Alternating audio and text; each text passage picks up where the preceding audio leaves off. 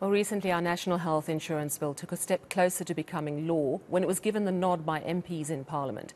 In reality, though, the journey towards a centralised health service will take at least a decade, if not longer. The Health Minister is on record saying our hospitals need upgrades to the tune of at least 200 billion rand. And while everyone agrees on equal access to healthcare, getting there is not a simple process. And we can learn from other countries who've made this transition. With that in mind, my next guest has worked with many governments who have transitioned to universal healthcare. Rob Yates works for Chatham House in London, an independent policy institute. He's currently in South Africa, joins us from Cape Town this evening. Thank you so much for your time. We hear a lot here in South Africa about Britain's National Health Service, that it's lauded as a very effective system. How different is the national health in Britain to the proposed plan in the table here in South Africa? And I ask that because my understanding is that the intention of the NHI is actually a single insurance fund that will purchase healthcare for all South Africans. And no other country does it quite like that. Is that correct or not? There are big similarities, and good evening. Delighted to be with you this evening. That all systems are slightly different, and I think the UK NHS system is a single-payer system where the vast majority of the providers of the services are also in the public sector. My understanding of the NHI reforms is going to be that, yes, indeed, it will be publicly purchased healthcare, but a good proportion of the facilities will be in the private sector, which is actually quite a common model and is very similar to the situation in Canada and France and in Japan as well. So I think that this model of most of the financing, the vast majority of the financing being publicly organised, but then the service provision being a mixture of public and private units is quite common, and I think is a very sensible model for South Africa. So what would that mean for the patient, that essentially it doesn't matter if it's officially a government hospital or a private hospital, you could go anywhere? Yes, so long as it's accredited and meets the minimum quality standards, it will be very much your choice where you go. I suspect, I don't know the exact details of the model, but you'll be expected to register with a primary care unit that will be your sort of route into the health system.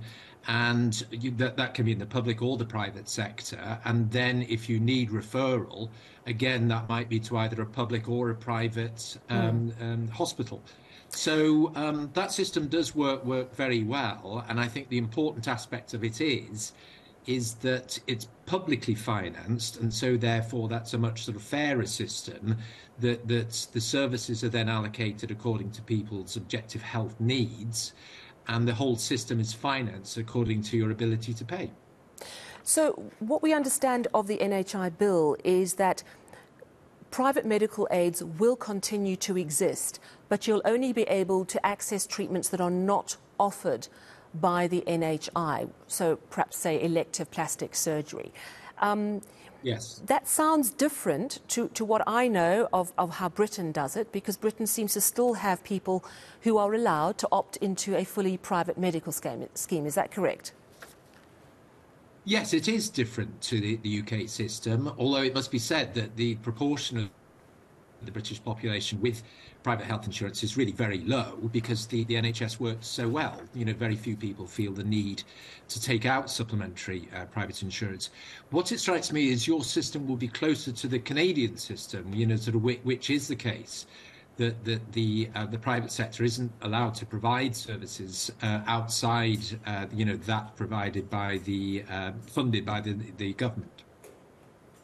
So let's focus on the British system, because it's probably our closest point of reference. And as you say, there are some key differences. But I wonder if you could take us back to when it was introduced and the kind of problems, because from this side, we're looking at least 10 years, and there's real serious concerns about how it's going to be funded, how we're going to upgrade government hospitals, many of which are in an absolute shambles.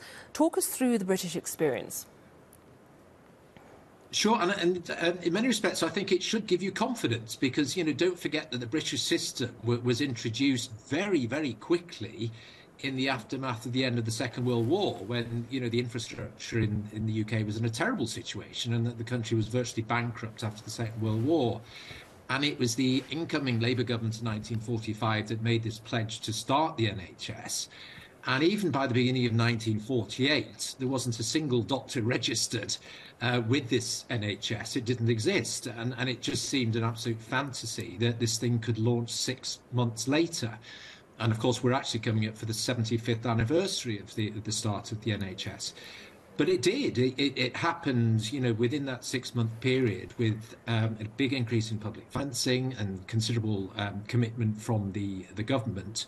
But also, I think, with the population voting with their feet. They wanted this, and that they registered with the doctors that were signing up to the NHS, and it gathered this momentum and launched on the 5th of July very, very successfully. So, and there is a lot of history of a number of health reforms happening very quickly. Thailand launched its very successful UHC scheme just after the Asian financial crash in 99. So they had that up and running within 2 years. So you can do it, and surprisingly quickly.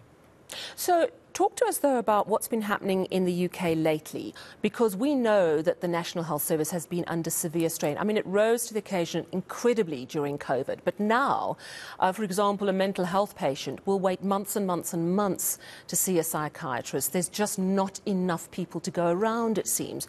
Talk us through those problems and what learnings there are in them.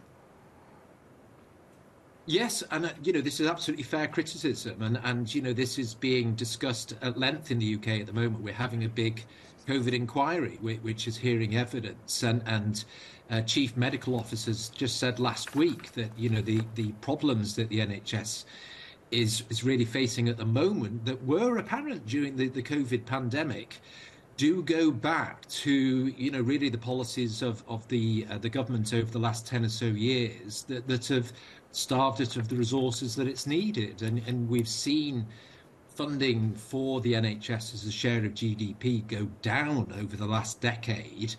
And for a while, I suppose we were able to paper over those cracks, but those cracks have become all too apparent.